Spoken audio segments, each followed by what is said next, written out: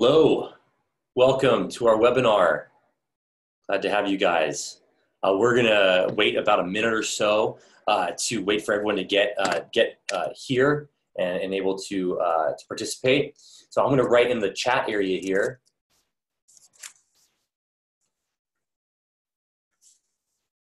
And make sure you guys see that, can hear me as well. And then go ahead and write something like where you're from, what city, state you guys are calling from.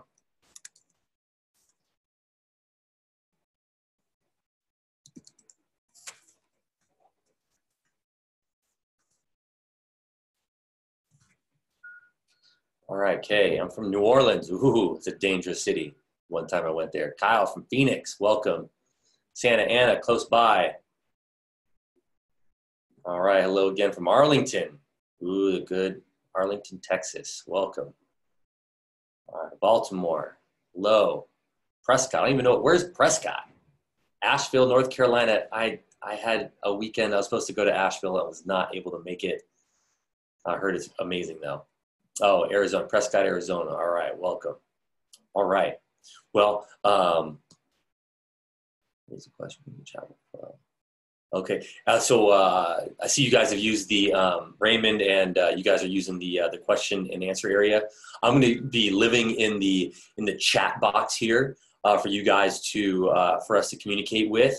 And so if you guys can post your questions or anything like that in there, but I'll talk more deeply about the question portion of this webinar in a minute. So now that we've got a sizable amount of people on, we'll get moving here.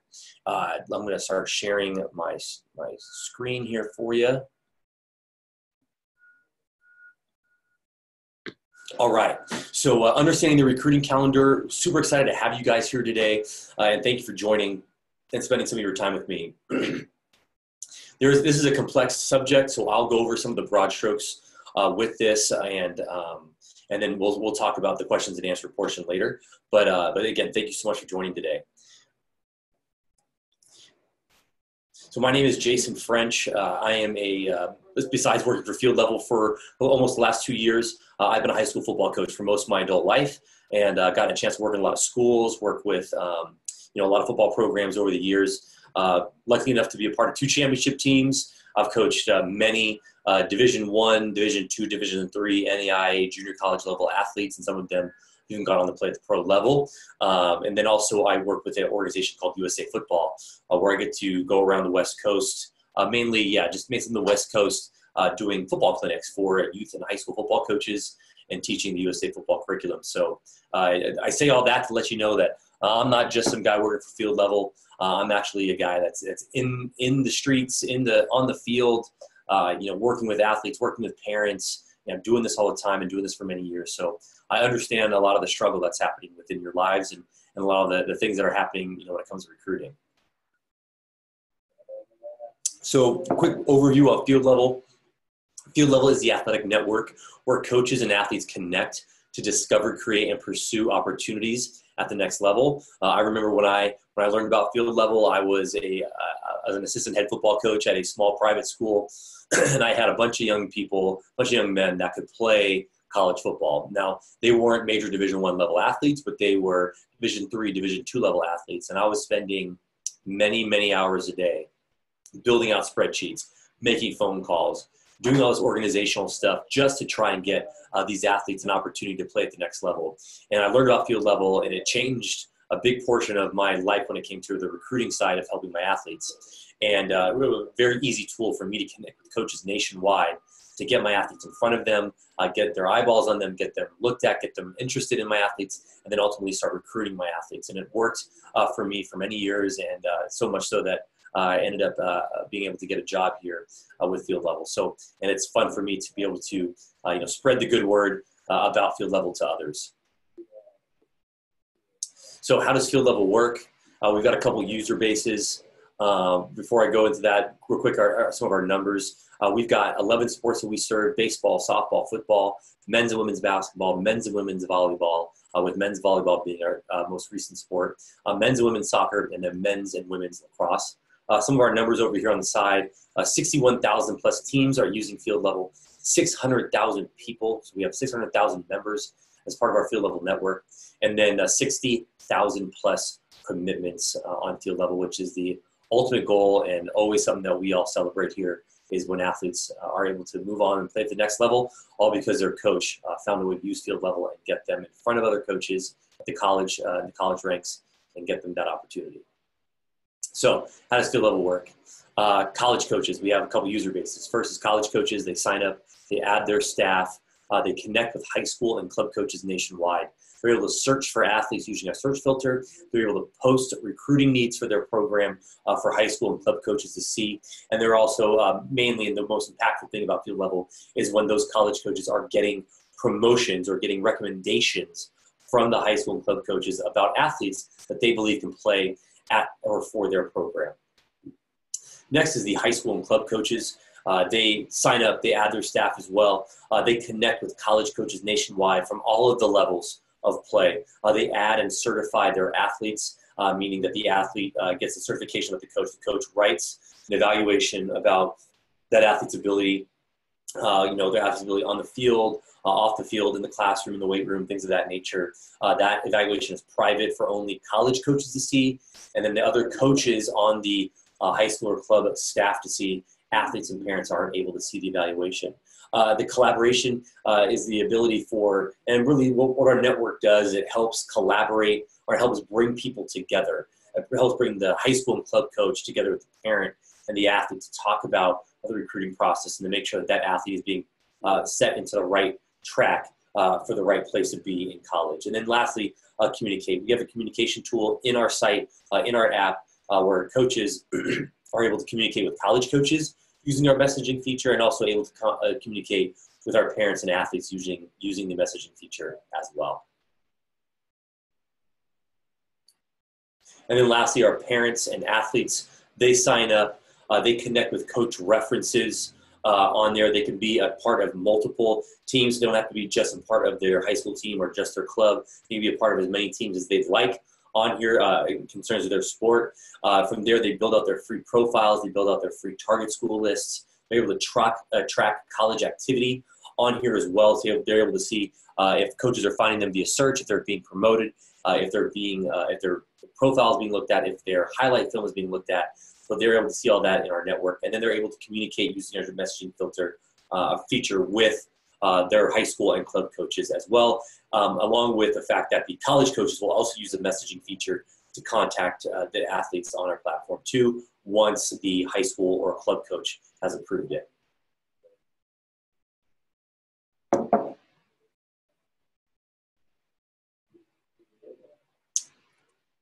All right, sorry, my little clicker is not working well for me today. All right, so first we're gonna talk about understanding the basics of the recruiting calendar. So we're gonna go through the definitions. It's pretty detailed, a lot of information, and if we were to go through every detail, every division, every sport, we would all be here for hours, and that's not what we want to do. So we're going to give you some basic understanding of the recruiting calendar, basic understanding of what the definitions are within the recruiting calendar, and then I'm going to provide you links, and I'm going to put it in our chat box here for you all, so that you could copy and paste it yourself, and you can also go and read the detailed information about the sport, because many of you are coming from different sports, coming from different, opportunities to play at what level. And so these are different rules that happen within these different sports and levels of play. So I'll give you guys those links. I'll then give you guys some field level action steps, things for you guys to do once you guys have learned more from me today about the recruiting calendar, learn more by doing a little bit of research from the links that I gave you guys. And then we'll talk about the questions and answer portion. And if any of you have been part of a webinar of mine in the past, I always do questions and answers at the end, but today is going to be a little different.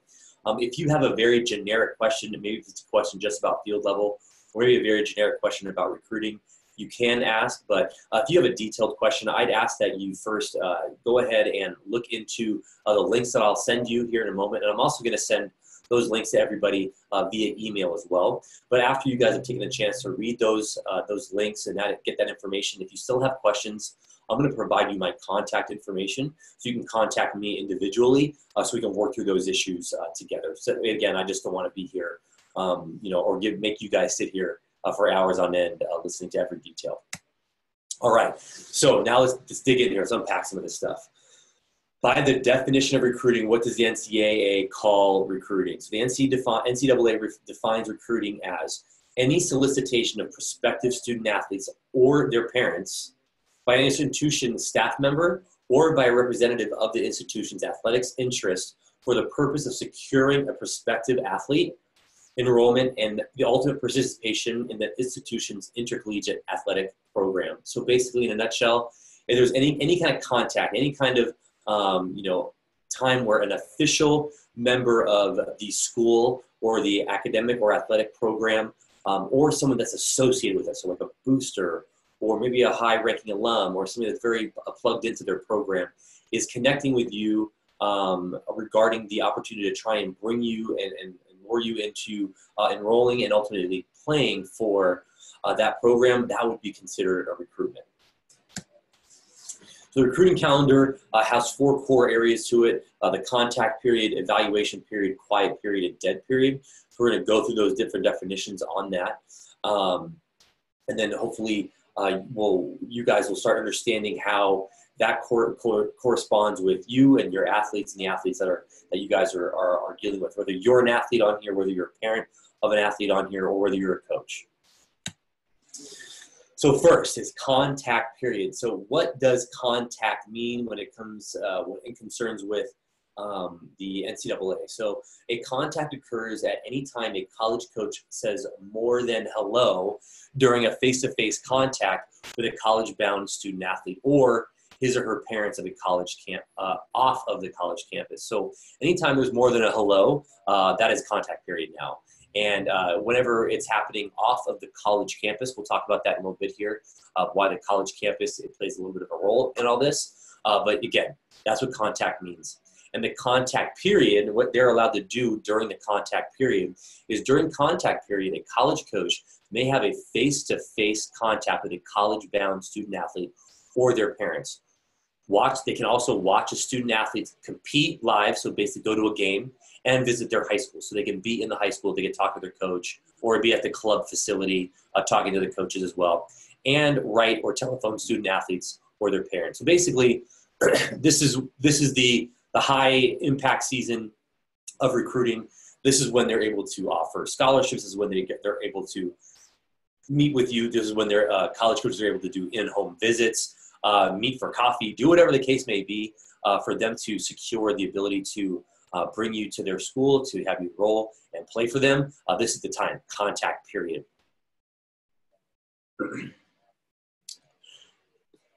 Next is the evaluation period. During this evaluation period, a college coach may watch a college-bound student athlete compete. That means they can go to the games, visit their high schools, they can go talk to your coach, they can go watch your practice. And they can also write and telephone student athletes or their parents. So obviously write, text, Twitter, phone, all those things. However, a college coach may not have a face-to-face contact. So again, they may not have a contact more than saying hello in person with a college-bound student athlete or their parents off the college's campus during an evaluation period. So quick example. Years ago, I was coaching at a school called Narbonne High School. We had a very high level quarterback getting recruited around the country. And one of the college coaches from the University of Washington was there and was at our game. It was an evaluation period. He watched his game. He's able to talk to us. He leans over to us and says, I saw enough. I'll be back on Monday, because that Monday, the next Monday was the contact period. I'll be back on Monday to officially offer him a scholarship. So he was abiding by the rules. By evaluation period, he's able to watch, he's able to evaluate, he's able to talk to us, the coaching staff, but he wasn't able to have more than a hello with the parent or the athlete. So he came back on that Monday and officially offered the scholarship. So again, with the evaluation period, a college coach can say more than hello to you, can have a conversation with you, but the athlete or parent needs to be on the college coach's campus in order to do so. So that's a definite, major key in this evaluation portion there. Next is quiet period. During a quiet period, a college coach may only have face-to-face contact with a college-bound student athlete or their parents on the college campus, okay? A coach may not watch student athletes compete. So difference here, before evaluation, they can watch compete. Quiet, they can't go watch them compete in the game. They can obviously watch film, they can evaluate on field level, but they cannot go and watch them live. Nor can they go to a high school coach's campus or go to a club coach's facility. Coaches may write or telephone college-bound student athletes or their parents during this time. So they can be in contact with you. They just can't be in face contact with you. They can't be on campus, on your school's campus. But you can have contact with that coach if you are on the college coach's campus. Then lastly is our dead period.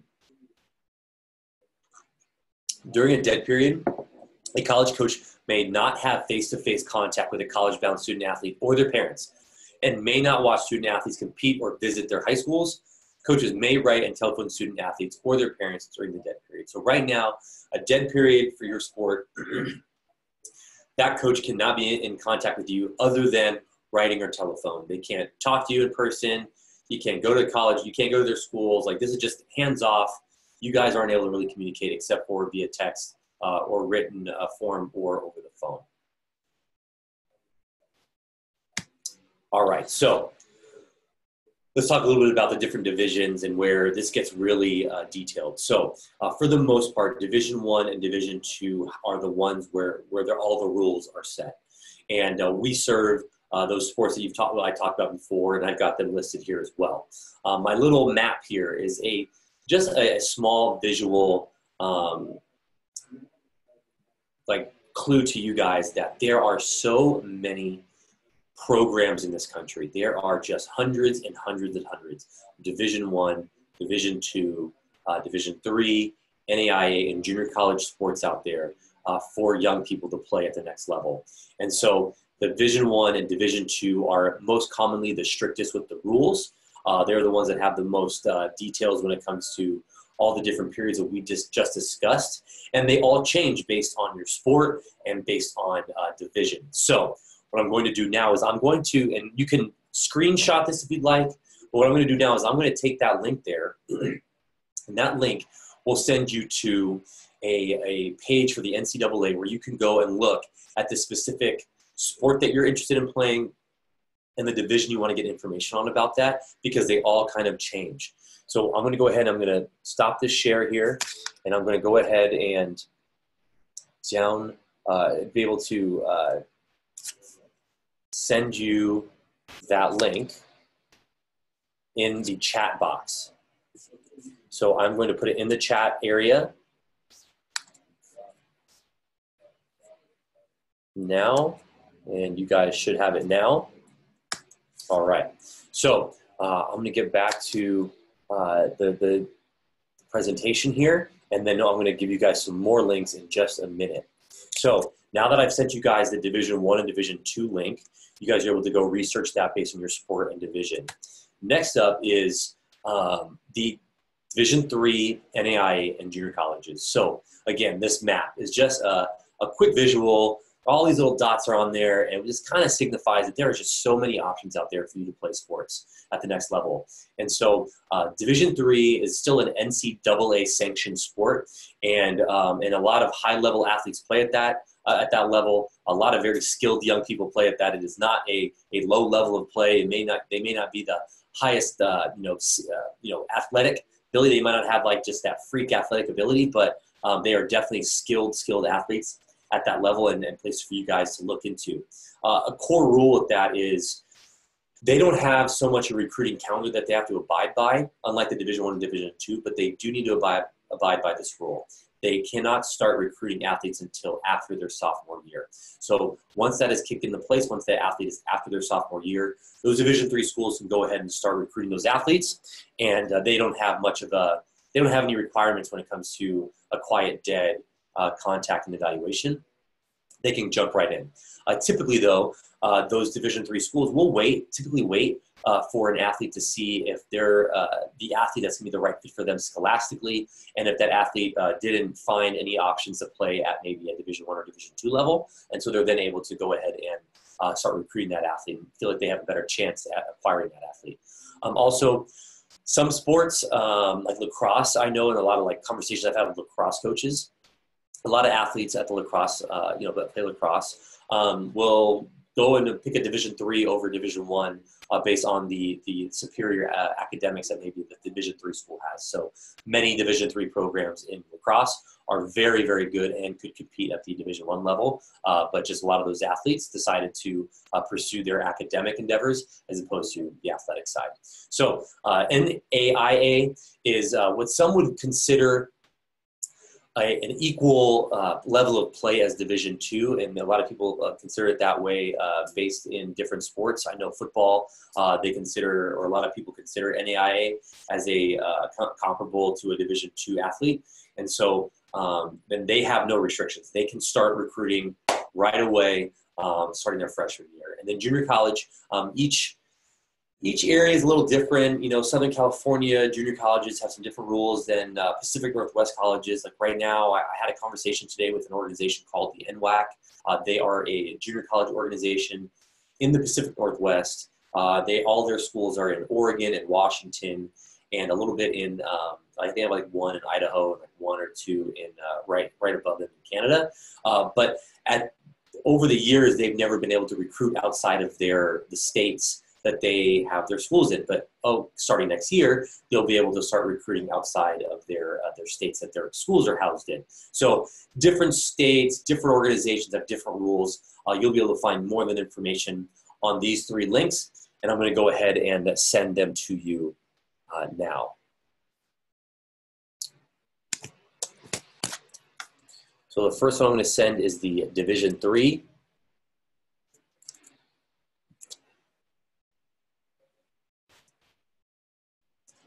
And again, I'm going to be sending these links to everybody that's attended today in our follow-up email.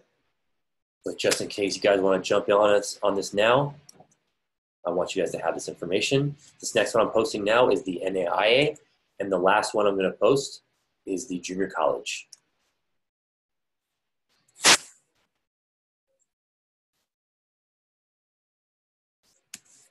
All right. Now that you guys are armed with that, we will jump back into this presentation.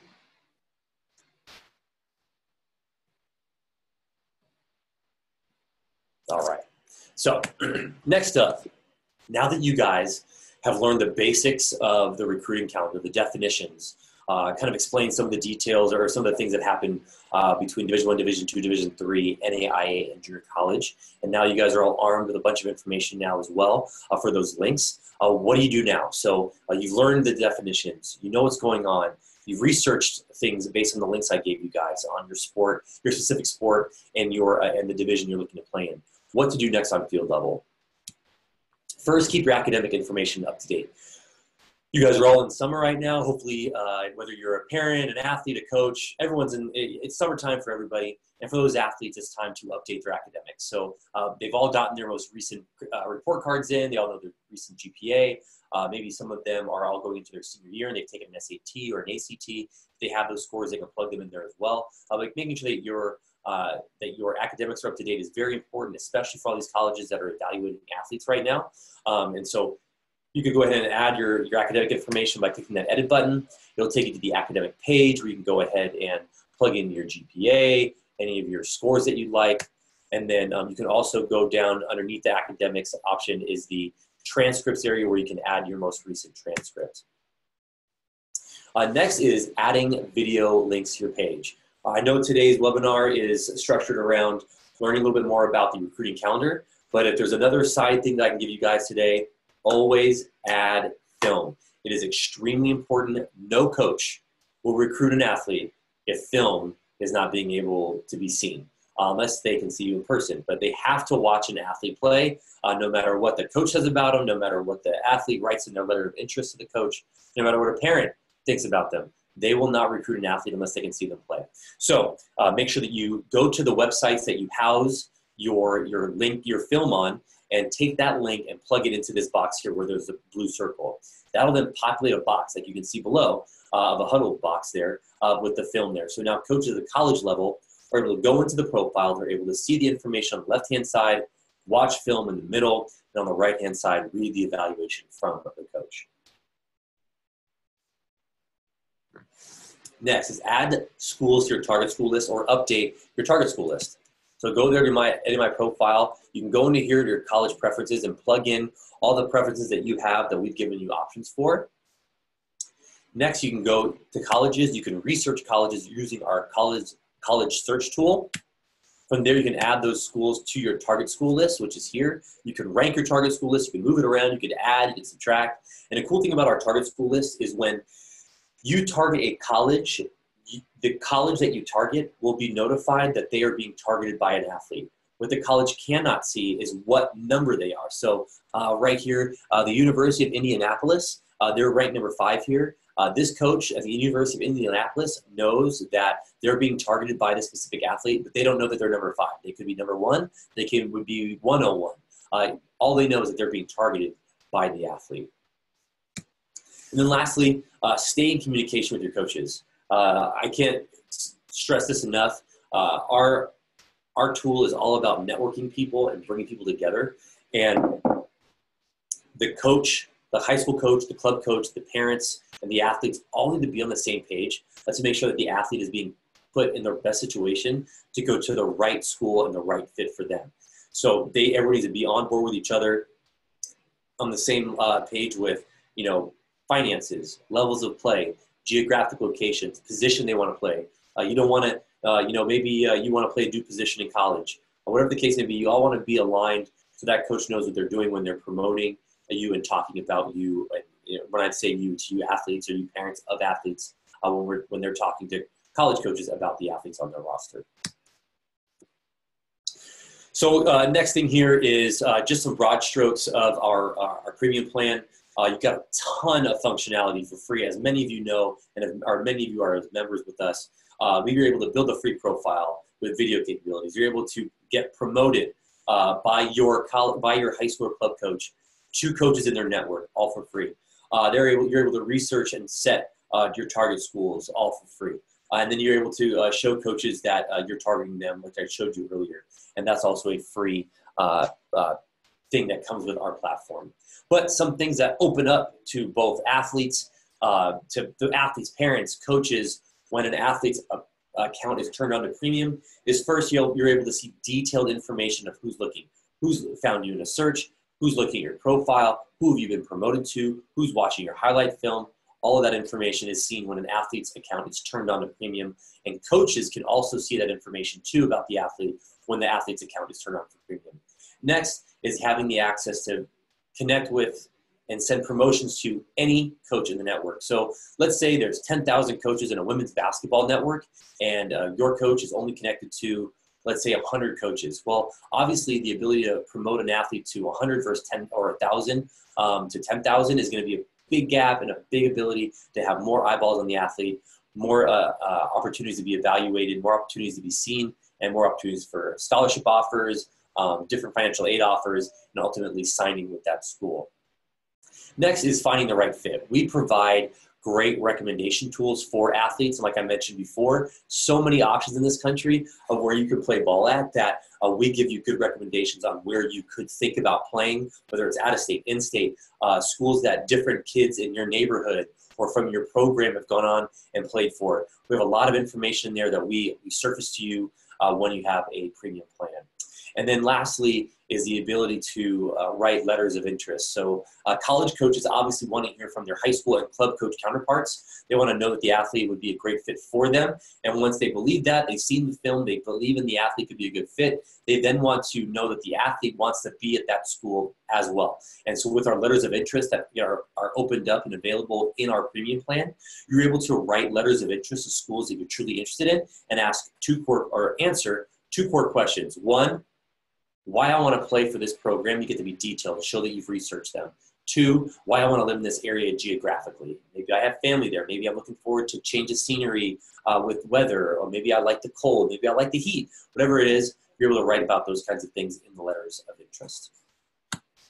Some stats on our premium. And this goes across all of our sports. You're 7 times more likely, you're going to get 7 times more followers while using our premium plan as opposed to our free plan, which means more coaches are going to be, actively following your account as opposed to just, looking at it once and not coming back, but they're following Next is you're going to get 5 times more activity using field level premium.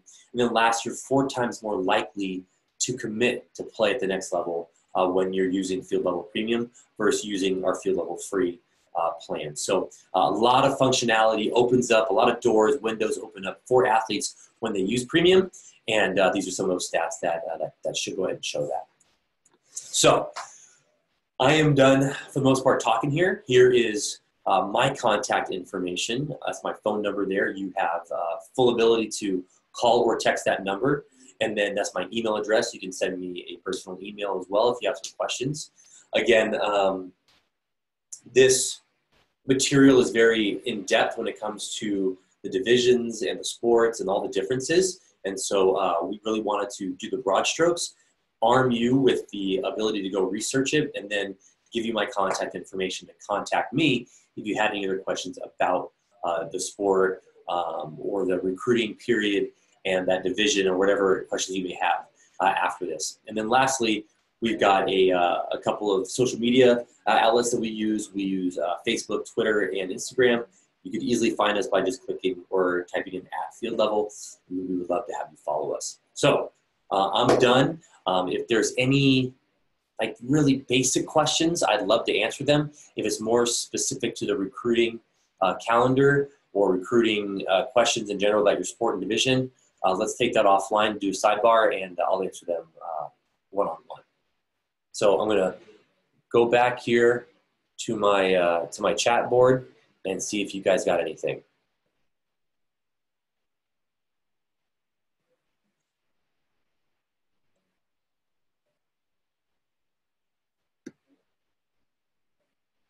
Thank you. Mahalo. Nice. Makes me feel so tropical now. I'm going on vacation. I gotta go to Hawaii now that I'm reading this. Did I hear correctly that coaches cannot contact a player until their sophomore year? Yes, so different sports have different rules. With Division III, they don't have the calendar issue blocking them, but they do have to wait for the end of sophomore year for Division III schools to start contacting athletes. How many letters of interest can you write? This gets a little confusing. You can write 3 letters of interest to start to schools that are on your target school list. If one of those 3, or all 3, if anybody starts following the athlete after they've gotten that letter of recommendation or letter of interest, you then get letters back. So let's say you've written 3 letters and 2 of them have started following the athlete. That means you get those 2 letters back and you can write another one. Or another 2. And you can continue doing that until there are 3 out in the world there that have not been read yet. But the goal is to constantly get them read, get them followed, and then getting more and more that you can write. With that, if you feel like you've written these letters of interest, the coach is not getting back to you, you're not getting any interest on your side that you feel like, you can go ahead and cancel that letter. So you basically delete that letter and you can try with a new school. Let's see here. If you go to school preferences, is it? No, so good question about target school lists. If you post school preferences, does it deter other schools from being interested in you? No, so they won't see that. They won't see your target school list. All they'll see is that they are one of the schools being targeted. And so that means that in their mind, they're like, great, I want to go look into this athlete because this athlete's already interested in us. And so, yeah, they can't see what rank they are. They can't see other schools that you're interested in. They can only see that they're one of the targets. Great question. Thank you, Kay. I appreciate the compliment. Raymond, you have an athlete that's playing multiple sports. So yeah, you do need an account for each sport because those are different networks. So you'll need an account for basketball. You'll need an account for football. But if you do get premium, I will hit me up on the side, and if you want to get premium, I'll make sure that you're only paying for premium for one person, and it will be put on each account. So if he's a premium athlete spending that $39 a month, we'll put it for his basketball and football. All video, Mr. Knapp, I see that you're asking about videos from Twitter. You are able to use the link on Twitter and put that on the athlete's profile where they can link to that video. You're not able to add video from a phone or a recording device straight to field level yet. We're working on it. You have to first use a third-party service where you upload that film to that third-party service like YouTube, Huddle, Crossover, and then use the link, and that'll then populate into their profile, and you're able to watch the film from their profile on field level. You're just not able to upload it from there yet, but we're working on it. It should be here soon. What if you're getting followed? Should you write the letter of interest? That's up to you. If you feel like you're getting followed, you have a good connection with that coach, and you don't need to spend the time writing a letter to that coach because they're already truly interested, great. If you feel like you want to really turn up the interest and you want to tell them all the reasons why you want to be part of their program and want to live in that area, go ahead and write that letter, and hopefully that'll give that coach more information and have more desire to continue recruiting the athlete.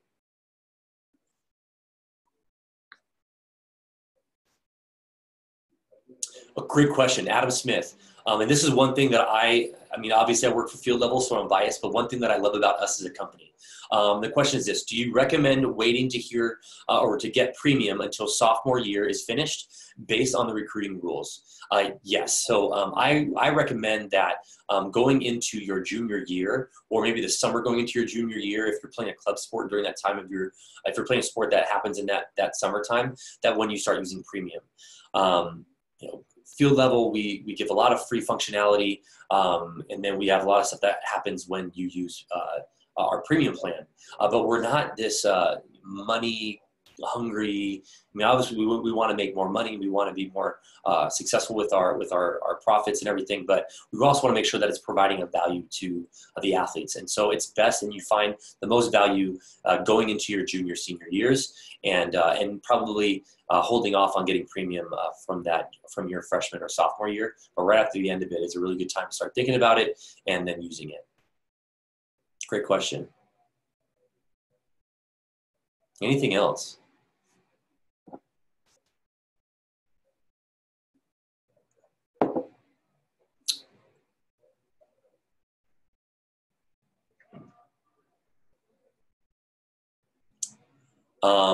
Raymond, you're saying that you have a friend that's, I'm assuming you wrote CCNS, but I'm assuming you mean NCSA. They're they're another service out there, recruiting service, where we differ, very foundationally is they're more of a do-it-yourself concept where athletes and parents are the ones kind of driving the train, and if you pay for a certain premium with them, they'll have somebody that will kind of help you through the process or be like a mentor through the process. We believe differently. We believe that the best bet for athletes is to have their coach who knows them the best at doing this for them, as being the person that's promoting them, recommending them, guiding them through this process, while also using us as a tool and a resource of education. But really it's all about the high school and club coach being the centerpiece, where the other recruiting site concepts out there are more about do-it-yourself or like a sales rep service thing. We don't believe in that. We believe in the coach being the centerpiece of the recruiting process. So I would say, I would say you should definitely have a field level profile. It's on you if you were to do a field with NCSA. That's it's a conversation we can maybe have individually. But I would definitely recommend having a field level account, obviously. But we could talk about more of the differences on the side if you'd like. A camp question. Can you determine which camp invite you should attend? It depends what sport. I would really talk with your coach. I'm a football guy. I've coached literally hundreds of football camps in my life.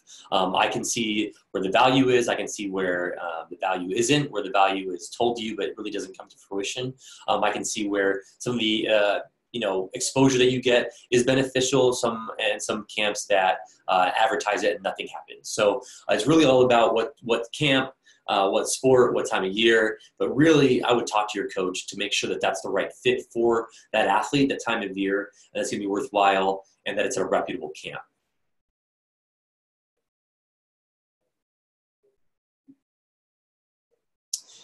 Kyle, you're asking about more camp questions. I would contact me on the side about this one. Again, my email address is jfrench@fieldlevel.com, and I can get you a little bit more of a detailed answer on that, and not. I want to make sure I answer that correctly for you and not misspeak.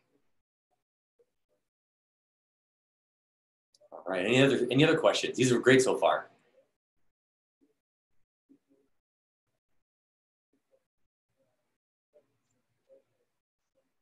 Julie, is there a value in paying for a service to create recruitment videos for your athletes? So first, I would talk to your coach and see what they use, if they use a film software database. I know Hudl has a tool in Hudl where you're able to edit your film. You're able to take all the clips that your athlete has, put it into a film. You're able to splice up the individual clips to shorten them. You're able to move clips to the right portion in the video. You're able to shorten the video. You're able to take clips out and make a really impactful highlight film. So first, I would talk to your coach first, make sure to see they don't have something for you to use before you go using a video editing company. But good question.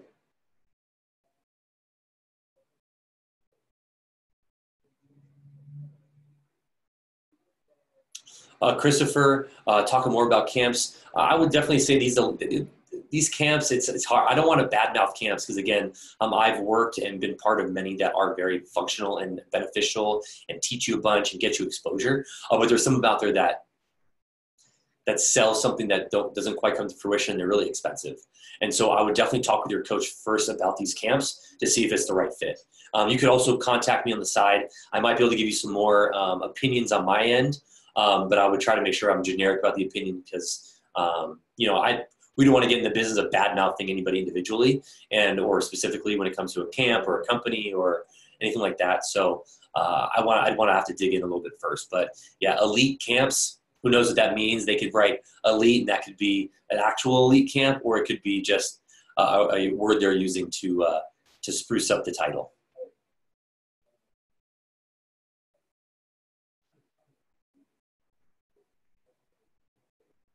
All right, so people are starting to taper off. I'm assuming their questions have been answered. Guys, it's been a pleasure getting to do this with you guys. I love getting to talk to all of our user bases, whether it's college coaches, high school club coaches, parents, athletes. I love it all. It's part of the reason why I signed up to be here at Field Level is to help people like you guys. Thank you for taking your time with me today. And if you have any questions, please don't hesitate to contact me based on the contact info I gave you earlier. Look out for a follow-up email with all the links, and you guys have a great rest of your day and an awesome week. Thank you, guys.